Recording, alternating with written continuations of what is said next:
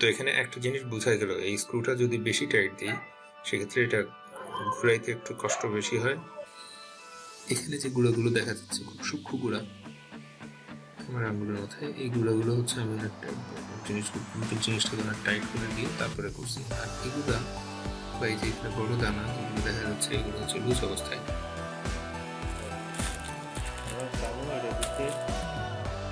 যে জিনিস আরেকটা কথা সেটা হাঁটাইছে নি নাকি তোমাকে হাঁটাই সাবধানে থাকো বুঝিনি।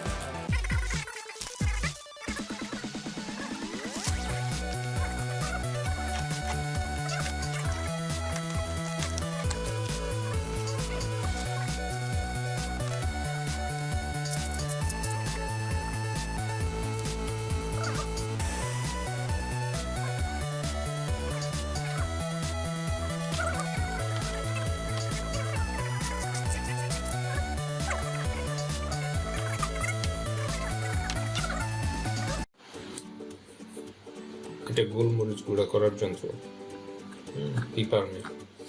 এই জিনিসটা দারাজ থেকে অর্ডার করে এনেছি। এটা এখন একটু দেখবো এটা কীভাবে কাজ করে। বক্সের ভিতরে আছে কাঠের মেশিনটা, স্ক্রুটা খুলতে হবে উপরে, খোলার পরে একটা খুলতে হবে, ভিতরে দিতে হবে গোলমরিচ, গোটা গোলমরিচ।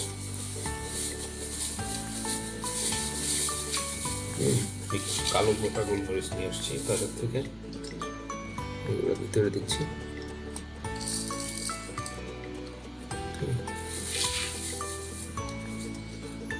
বেশি করে দিই।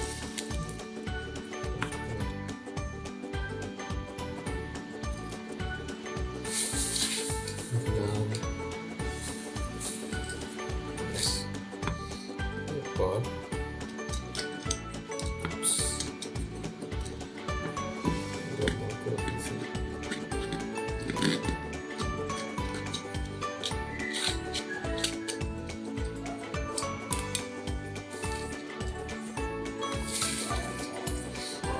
বেশি দেওয়াতে নাটটা বেশি দেওয়াতে স্টিকটা একদিকে স্টাক হয়ে গেছে, একদিকে আটকে গেছে। এটাকে মাঝখানে ধরে রেখে তারপর দিতে হবে।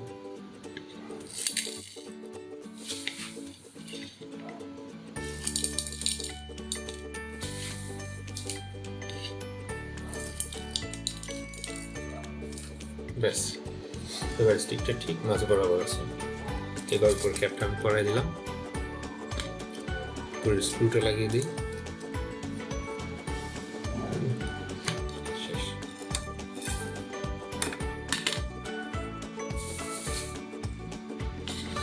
এবার দেখা যায় জিনিসটা কাজ করে কিনা।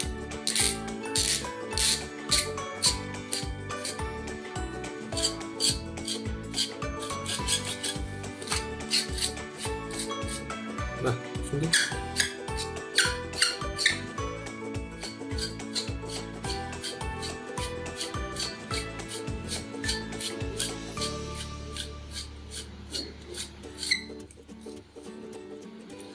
একদম তাজা গোলমরিচের গুঁড়া।